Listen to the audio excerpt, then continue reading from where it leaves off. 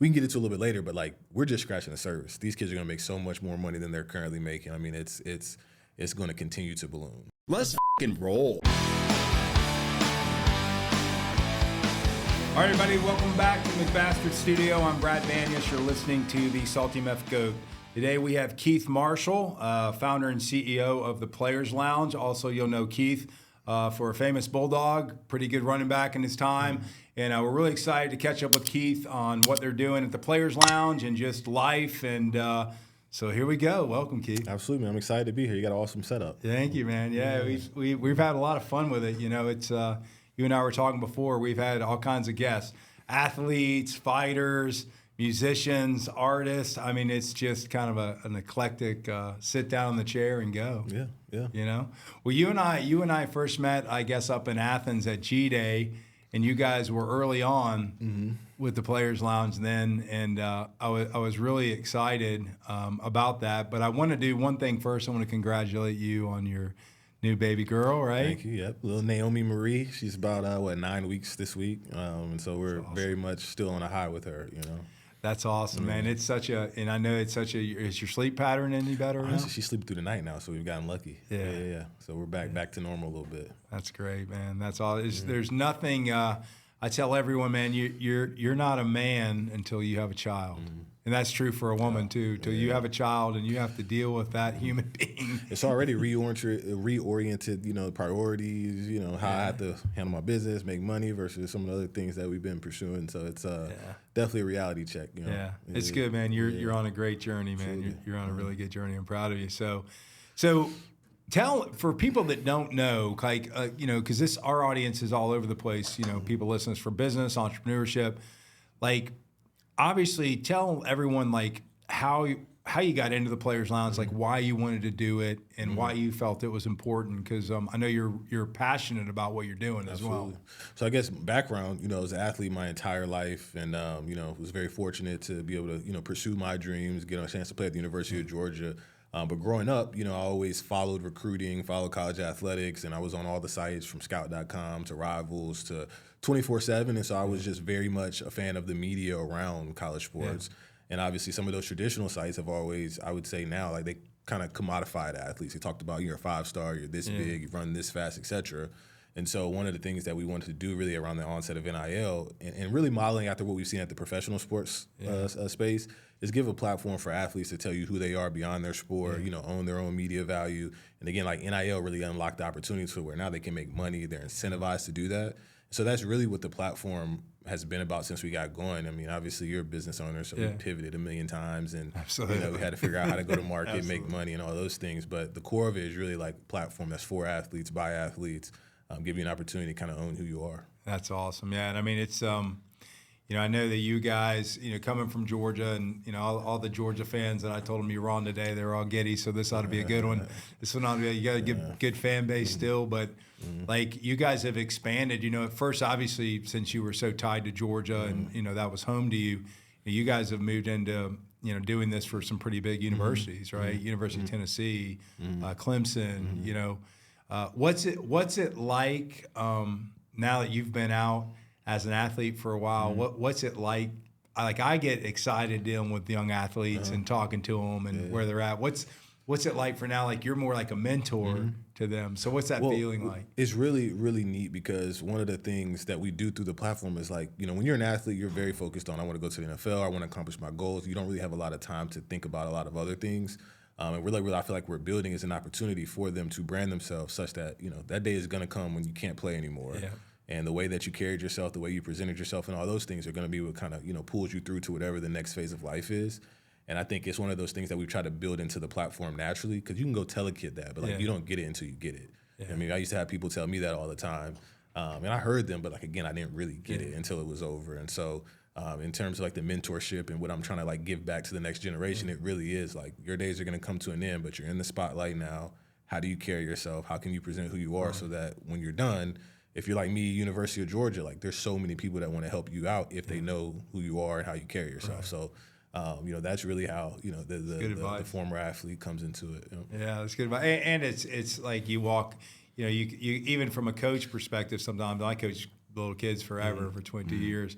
that kind of peer or that someone that's closer in age or that's kind of lived that, they are listening to you more so than their parent. Yeah, exactly. I was the same way. Or their friends or whatever. So it's a big responsibility. And it's way different now. Obviously, these kids are getting paid real money. Yeah. You know what I mean? So that adds a whole another dynamic in terms of their ability to listen and want to take advice and things of that nature because they have so much access and resources, and it's just a completely different world. Yeah, it's crazy. I mean, I think I probably would have stayed in sports a little bit longer if I thought I could get paid for it. But what do you like? To me, I always struggled with it because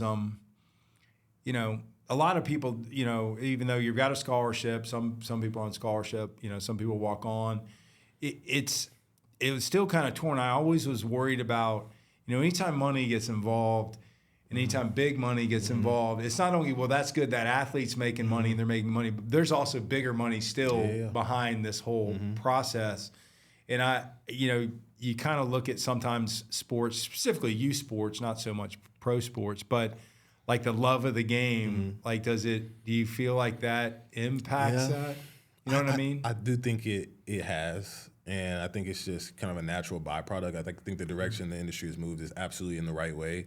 But I mean, whenever we were coming out, it really was like you go to be a part of this culture, the family, the alma mater. It's like it's a community around the university, and you're really a part of that as an athlete. Whereas now, it's more of a business decision. Yeah. And so, hey, if this school can outbid that school, regardless of all those things that, used to tie you to a program long term, it's like it's more of a financial decision now. And we can get into it a little bit later, but like we're just scratching the surface. These kids are going to make so much more money than they're currently making. I mean, it's going to continue to balloon. So, yeah.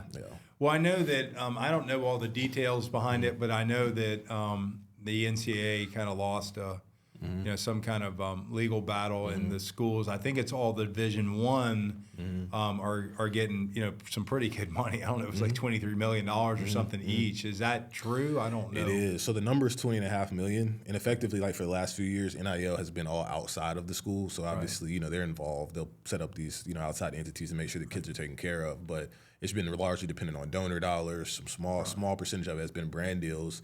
And they're trying to clean up the legislation around it so that there's some framework, there's some, I would say, consistency from market to market. Because like at Texas A&M, they got all the oil money. They can spend ridiculous amounts to where, someone like a Clemson can't. Yeah. So they're trying to standardize all of that. And one of the things, and it's actually hopefully going through this week, is they'll allow the universities to spend $20.5 million on their athletic programs directly from their balance sheet to the athletes. Now, the funny thing, kind of getting into why I say it's going to balloon, like for football right now, the number is like $13.5 million. Yeah. Currently, they're spending 20 plus at the major programs, right? Yeah. But in the professional sports world, it's about 50% of revenues typically go to the athletes around NFL, NBA, MLB, all the major leagues. That's off like merchandising and everything? Just all the revenues that come through the teams or through the league. And that 13.5 at some of these major programs is less than 8%. So it's like once these kids are getting paid directly, they're going to unionize some type of players association. That number is just going to continue to go up, and they theoretically are worth it. Like the money is being generated. Oh, obviously, so, you know what I mean? University of Georgia makes a lot of money off the football program, or Tennessee, any major school, right? Exactly. Yeah, it's probably a good time. Like you're watching the draft the other night. I was watching the draft last week. I'm like, dude, this dude should like stay in college. Some of these kids take a pay cut. Yeah, why? Why would you even want to do that at this point? Yeah. So, well, how are you guys involved? I know from I don't want to tell everything you guys are doing, but like from you're really going to kind of help from the universities and the athlete side, kind of more on the kind of almost like a marketing agency. Is that correct? Is it similar to that? To some extent. I mean, we're trying to help market the athletes such that they're more marketable. So one of the things I mentioned is like there's a salary cap now. And so obviously that moves the competition because it's standard. It's like, okay, what the schools can still do is if a kid is super valuable to brands, they can still get dollars outside of that salary cap. And so the schools have to support their athletes, help them brand themselves, become more, attractive to different brands in the media. And that's what we want to do. Right. So we come in, we handle all the end-to-end content creation, the distribution, the marketing of that content. We work with the athletes on how they want to brand themselves to really try to build up that value so that they can then again, go capture some of it. That's awesome. I mean, what a resource though for 18, 19-year-old kid, I mean, you've got all kinds of people around you really trying to kind of help you. I mean, being an entrepreneur, like sometimes that shit's on you, right? I mean, you're having to dig in and figure out, don't have all connections. So I think the platform is definitely going to help a lot of people be really successful in that. What your goal was, transition, right? Because I don't know what it used. I know. Like, I don't know if it's true anymore, but an average life cycle in the NFL used to be like 3 years. Yeah. I don't know if that's true anymore. I mean, that's the number everyone always throws around. I did 3 years. Yeah. You know what I mean, to the T. So it's just not. It's not for long. You know. Yeah. And it's hard too, but because I think the hardest part. I only played college for a year. The hardest part to me was like, football was my life. I was playing football from the time I was like 5 years old. It's your identity, and then when you're done. Like, it's just oh shit! Well, this guy was a football player, and now you become something else. So I love the business aspect around it, specifically the marketing of it and positioning your brand. I mean, that skill set and what you guys are working with, I'm like, that's important for your life. Like, you are your brand. Like, you can say, yeah, you got a great company, work for a great company, but if we sit down together, more than likely it's just you and I. You don't know anything about my company. You're going to buy something or be a part of it because of what your impression of me, what you represent, how you represent yourself. Absolutely. Yeah, that's killer. So what's been the biggest thing like shock to you in this? Like, when you got into it, you guys have been at this probably 3 years, young entrepreneurs. Like, what was like the thing where you're like, oh shit, like I didn't even think as an entrepreneur, honestly, we could talk about this for an hour. I mean, that's fine. So I mean, like, I got an MBA, and they prepare you to go more the corporate route, and I thought I was going to go do that, a management consultant, and it's like you got a lot of data, very long decision making process, a lot of resources around you, all those things. And so when I decided to do this, one of the early learnings from Karen, who I know is one of my mentors, absolutely, was like, you got to build the airplane while you're flying. Like, you can't wait until you got everything buttoned up. You got to go do it and handle that as you're going. And so that has been. I mean, it's been a journey, as you know. So and it's I always being around for a while in business, like, I've always learned, like, now I always tell people, like, if you're not willing to give something 5 years, like, don't do it, because everyone gets so excited. You get that first year of excitement, second year of excitement, and the third you're like, oh shit, man, like we're not a $1 billion company yet. You may never be $1 billion company. You got to settle in. So I love that. You got to build the airplane as you're flying. That's got to figure it out, man. There's so many, and I think for me too, I didn't have the traditional professional experience. Like, I went straight from NFL to NBA. I got a little bit. It worked part time at some places, but this was like my first go at it. So one thing that I say that was different from football is where you have a playbook, you watch film, exactly. You have somebody coaching you exactly. This is what you're supposed to do. Yeah. This is not like that. I mean, hey. I can tell any entrepreneur, anybody that build a good collaboration partner team and find somebody quick. Like, I'm a spaz. I'm not really good at anything. It may be talking to people. So I got a good support team behind me, or I wouldn't definitely. And people that have done it. Yeah. Because there's been a lot of things that have happened where it's like, oh man, it's over with. And you call somebody laughing, like, oh, it's just part of it, man. Like, so having the team around you and people you can lean on is a must do. I can tell you, this is a real story, not related to what this stuff is, but when we first started a business we've been in business about 2 years, man, we were struggling, man. Like, I was like, shit, this, and I called everybody, I'm like, man, I need to close this shit down. Yeah. Like, I just don't see any light. And I got a call, and we had been working with this company to try to get them for the 2 years. And I was like, I had given up. Like, so I called my partner at the time. I go, they're inviting us up. Well, we had already talked about the dissolution of the company and everything. I go, let's fly to DC. Let's go present, and let's just leave it in the Lord's hand. If they do it, we'll kick back up. My God, we went up there. We got it. And that company's 26 years later, it's still going. But it was like, it tests you. Like, it's like, oh shit, man. Like, this, because there is no. I always tell my kids and even people, I'm like, you're always, I hate to say deal, but you're always one opportunity away from making it.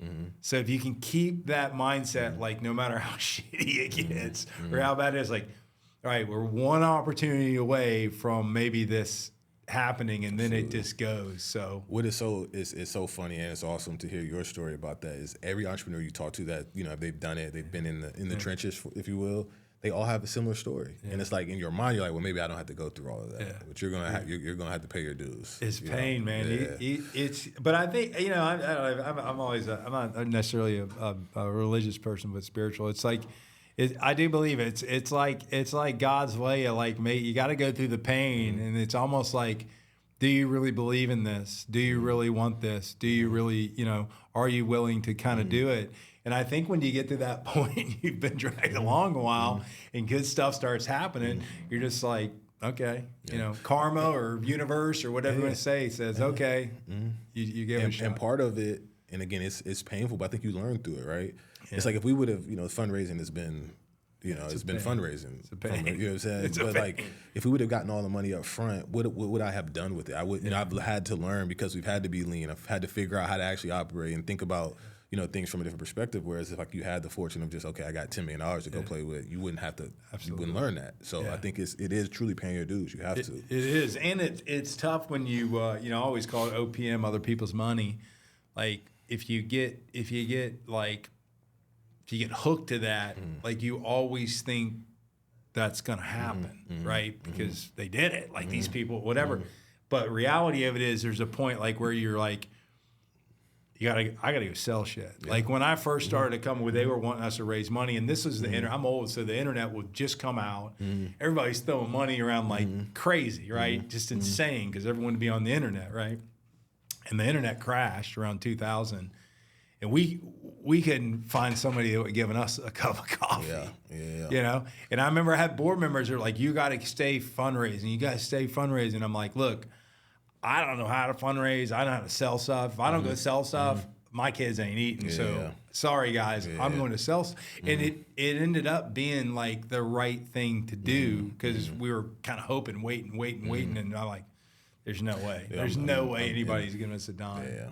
I mean, we had similar. We were Web3. We came out. We killed it because that was all sexy and hot. We didn't raise money. We turned money away initially, but we thought it would always be there when we needed it to scale.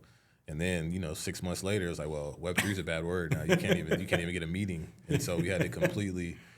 I'll probably say this a number of times, but like I'm doing a little bit of like teaching entrepreneurship, which I enjoy probably as much as I do talking football. It's really neat.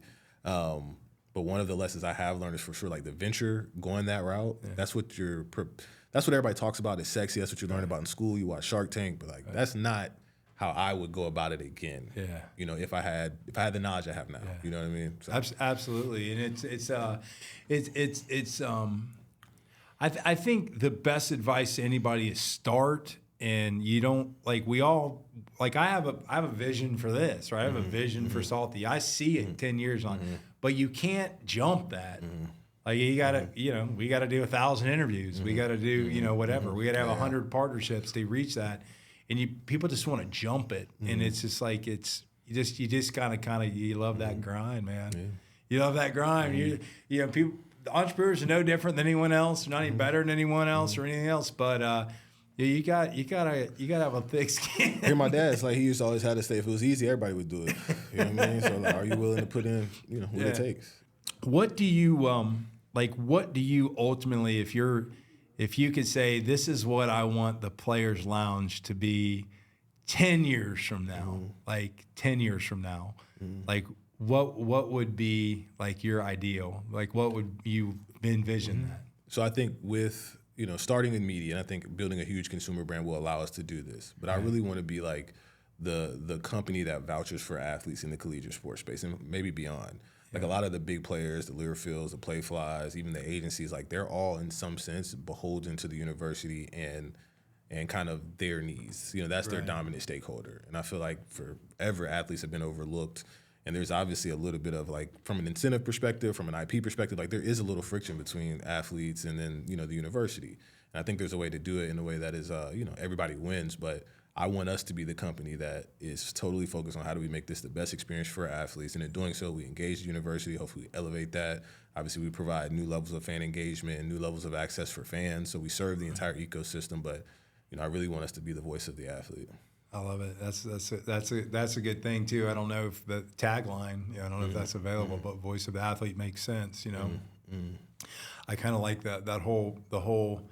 It's funny because we get into all this stuff and there's so many moving parts and there's a lot of complexity around what you just said and defining and delivering. But if people can get a feel for it and know that's what you are, right? You're the voice of the athlete. I think that that builds that affinity and it's ingestible.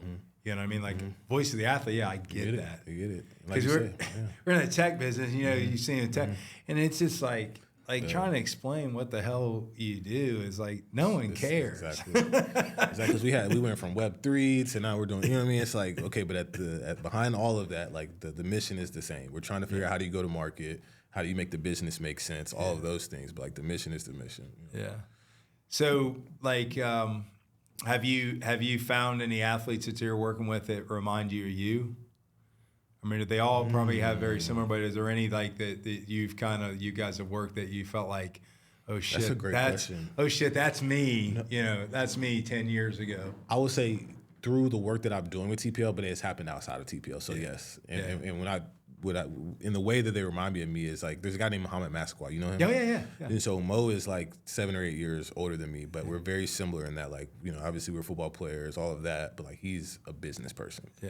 He's very, very intellectual. He's very smart. He has great network. Like the way that he models himself is kind of how I want to move. Yeah.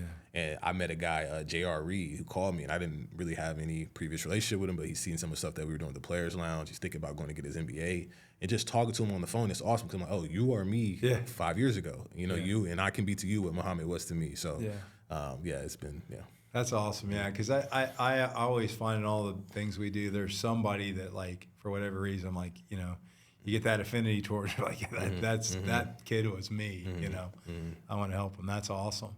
Well, like, so with all the NIL rules and stuff coming out now, it looks like that would have that's benefited you guys, the way that kind of unfolded. And I don't know all the detail of it, but it seems like it's kind of benefited and validated even more so, like what you guys are trying to accomplish. Is that a true statement? 100% conceptually. Now, obviously, we have to, and the legislation hasn't passed yet. Right. And once it gets implemented, then we'll be able to kind of further some of the conversations we're having with these schools. But I believe so. It's like for the last really 2 or 3 years, like I mentioned, we've been on a fundraising journey or even business development. A lot of people are like, well, we kind of want to wait and see when the dust settles, like how is the industry actually going to work before we figure out how we want to engage. Right. And I feel like, best case scenario is kind of where we're headed for us in our initial vision. So.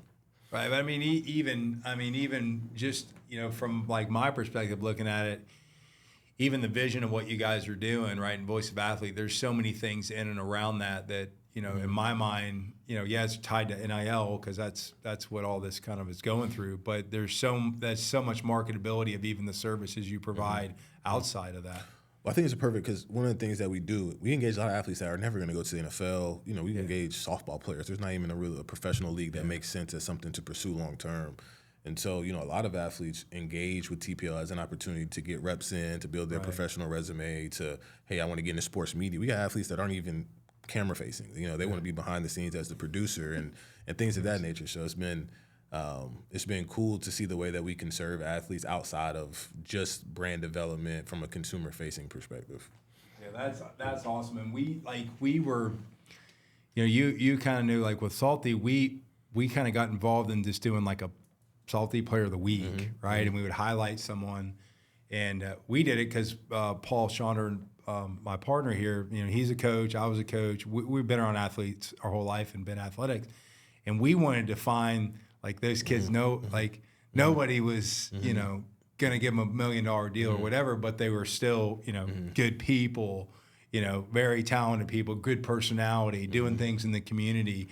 And that's been a ton, that's been the most enjoyable part of like what we've been doing. That's awesome. I mean, I think as a community of like you're a former athlete, I'm a former athlete. Like again, that transition is so tough. Yeah. But there's so many people that have already gone through it that like if you could figure out how to connect the dots in a way that's authentic and all those things, I think it could just help. Because I mean, I have so many teammates and like I went through, you call it post-career depression, whatever you want to call it. Like everybody deals with it. It's like it's a tough transition. Yeah, it's real. Too.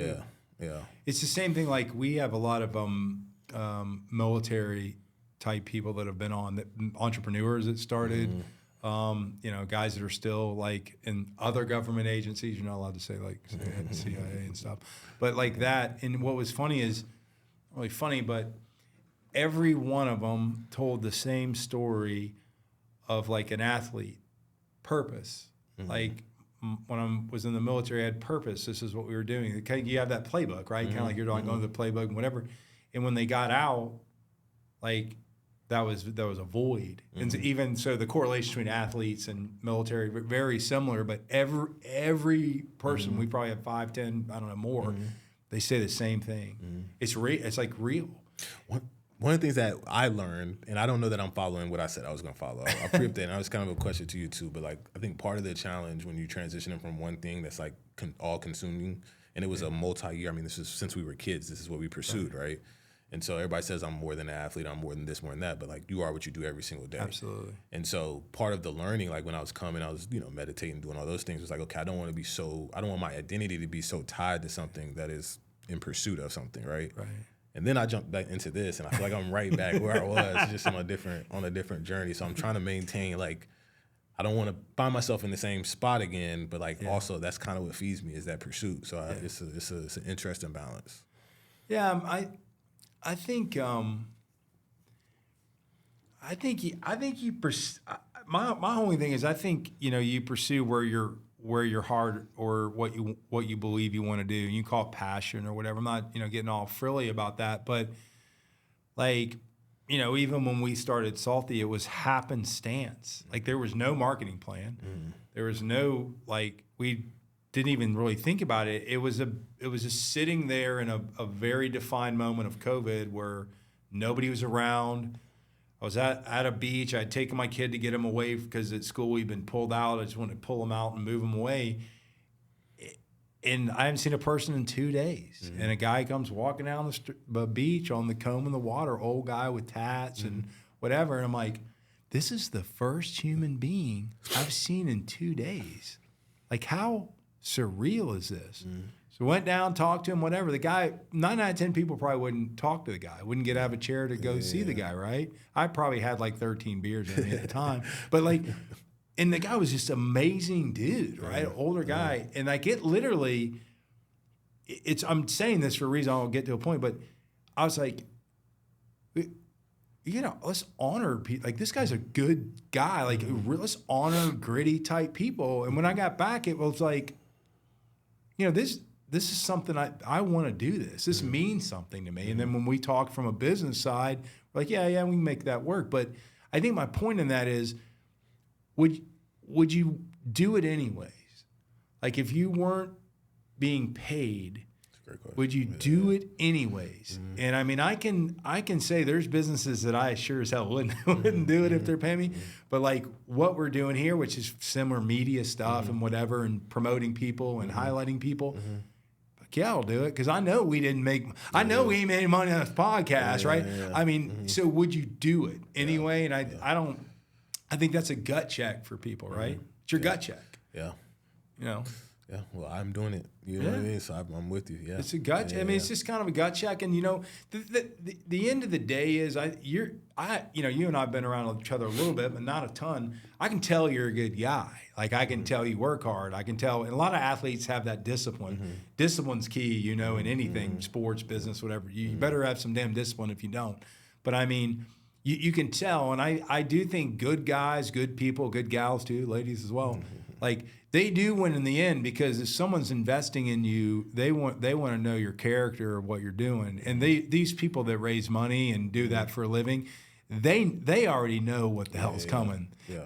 They know the pain you're going to feel. Yeah. They can say they don't because they have to do. They have to be like, oh yeah, bottom line, whatever. But at the end of the day, it ain't their first rodeo if they work for a venture. And that's why they say they bet on the people more, especially the early stage. Like you're betting on the person more than you are, within some reason. But yeah.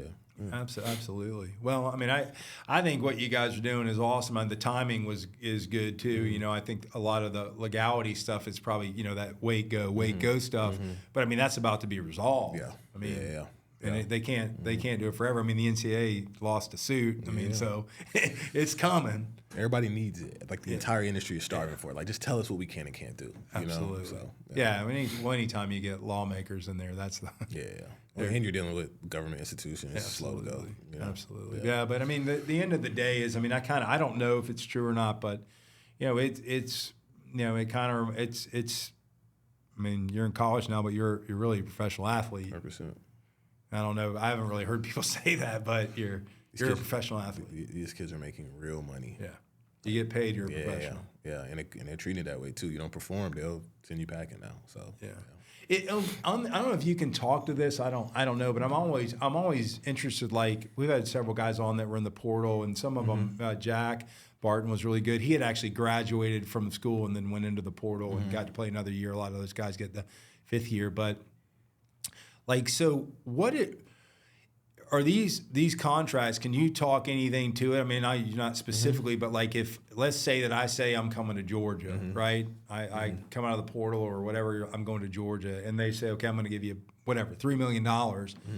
If I pull up and leave, is that tied? They don't just get that money. Is it tied to performance or anything like that? So this is one of the things I think this is part of the legislation that's being implemented through this suit, is that there will be like more definitive contracts to where, okay, you leave, there's a buyback clause, or, this may be incentive structure. So if you have this many yards, or if you get first team all, whatever, like, you get bonuses. So I think it is truly moving to more of an NFL type deal to where, like, they can hold you accountable. I think so far it's been outside of the hands of the university to some extent, and so it's hard to hold these kids accountable. But I don't know if you've seen Nico and his brother. They both went out to UCLA, and that's been a big story. The kid that was at Tennessee. Yeah, why did they go? Did they find they left? But then the school, and I don't know if they're going to do it, but there was a lot of talk about, like, okay, well, the schools, not the schools, but their collectives should get the money back, or they should sue to get the money back because those kids took the money and left. Potentially, I don't know if they really did that. I mean, this is all it's all social media. Yeah.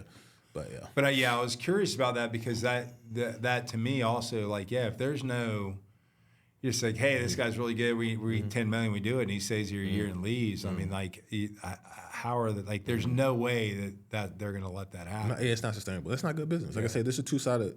It's like, you have a lot more leverage now, but there's gonna be some responsibility tied to that, for sure, and there should be. Yeah, absolutely.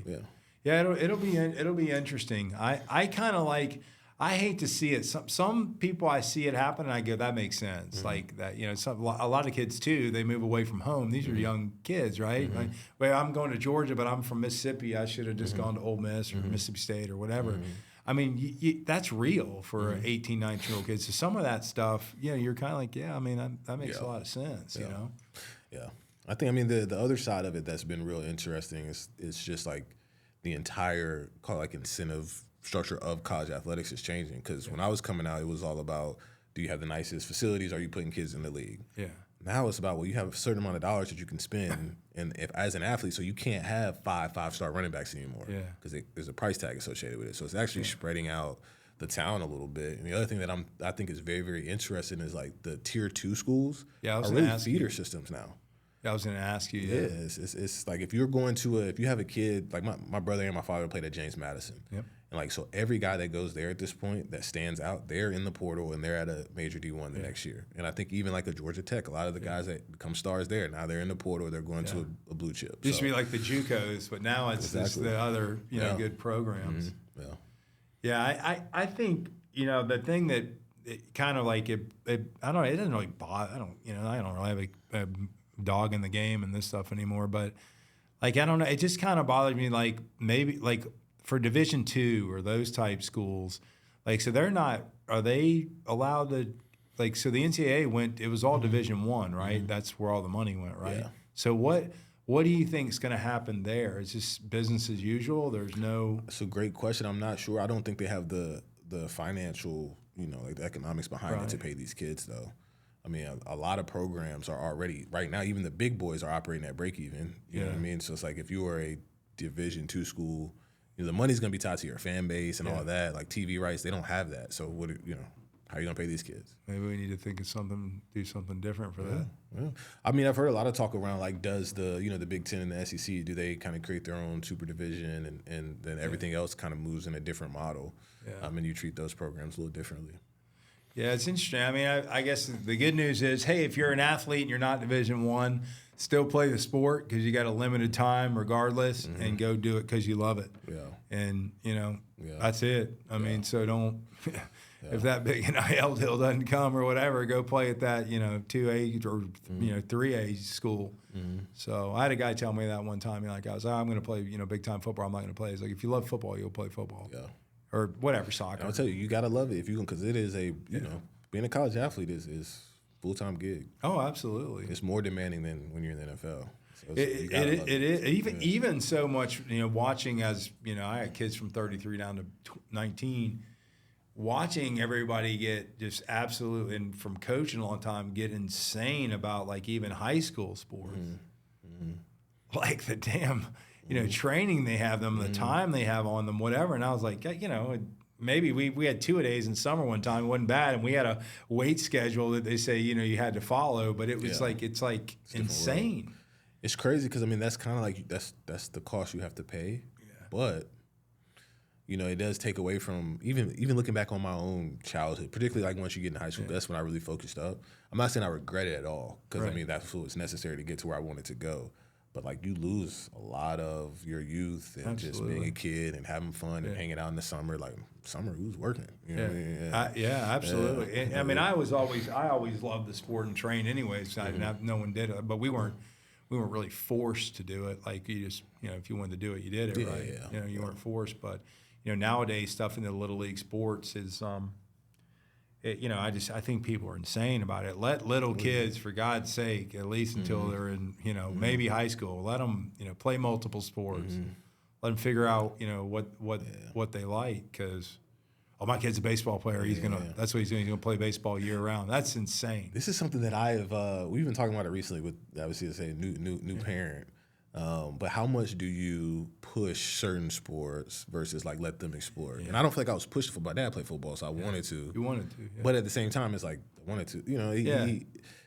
So we've talked about that because my wife is an athlete as well. Yeah. It's what sports do we want her to play? It's do we let her choose her own, or do we kind of guide her in this direction for XYZ reasons?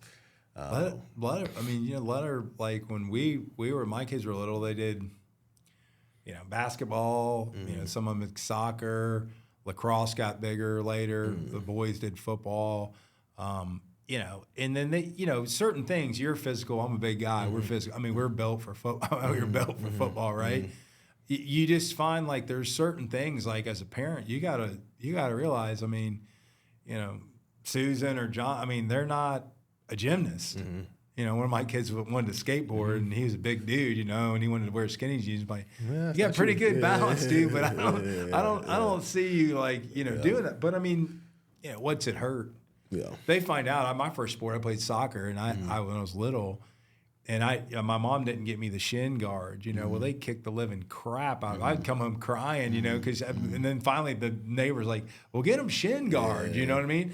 And maybe I never played soccer. I hated soccer after that. When I'd rather go, I was like, I'm going to go play football. I'm like, you don't want to play soccer? I was like, I'm not getting kicked in the shins, So it's just, you never know, man. Yeah. You never know. I've had kids that I thought they would be really good in one sport, and then they took into another sport and loved it, and they were really good at that sport, and I didn't know anything about it. Lacrosse is real big now. Yeah. Lacrosse was even when I was in high school, people didn't play lacrosse. Yeah, not down south. No, I did. My daughter got into it, turned into being an All-American lacrosse player. She was amazing. She was one of those soccer converts where she's she didn't want to travel all the time and do all that. And some guy goes, "Hey, I think your daughter would be good at lacrosse." So Pat, you're out there, good guy. Brought her into it, and she kind of fell in love with it. And then I was like, "Oh shit, this is cooler." Now, did she go play college and all? She did not. No, she played a little bit, and then she didn't want to do the discipline part of it. She was very, very short. When they were getting her up at 5 in the morning and stuff. I've had enough. I'm gonna enjoy college. Sorry, I'm breaking out old shit. That's what you get, but. Well, man, I've enjoyed having you on. We've seen your journey from kind of early on, and Aaron was on here a long time ago, and I think your sentiment towards it, your passion for it, and whatever is really why I think you guys will succeed. And that you're not that far off from being there, understanding it, and understand all the details. So I'm excited to get out there and support the Players Lounge. I appreciate it. It means a lot. I mean, you're a successful businessman, so you see what we're doing and you respect it, and so that's a good signal for us. So I appreciate it. Yeah. Well, like I said, the more you get out there, I hate the word sell because I don't really think people sell anything. I think people like it, and they, if you present it right, they want to be a part of it. But you got to get out there and get that word out and. Sign them all up. Yeah. But we're in for it. We've seen it and love it. We appreciate you guys coming on. Anything you want to say to anybody in closing or? No, I mean I just appreciate you having me on. It's a dope setup. I hope to be back on. I'm moving back. I'll be right up the street, so we'll have to. You're welcome. Absolutely. You guys can do some. You guys do some podcasts. Y'all can do some Players Lounge stuff in here. You're welcome to the McBastard Studio, man. Absolutely. It's we wanted this thing really, Keith, to be an experience. Mm-hmm. Right, it's crazy, when you come in, it's crazy. But like, I really believe like people just need to sit down and have conversations. Yeah. And you never know what comes out of a conversation. Well, like I say, it definitely feels like an experience. You got the barber chairs, you got the the barrels. I would have had a drink with you, but I got a pitch right after this. So, That's right. Yeah, I know you've got some, so I'm going to close it up. Well, ladies and gentlemen, Keith Marshall, the Players Lounge. Check out what they're doing. These guys definitely know sports. The voice of the athlete is real, and Keith is behind that, so tune in. This will release next week. Until next time, let's go. Get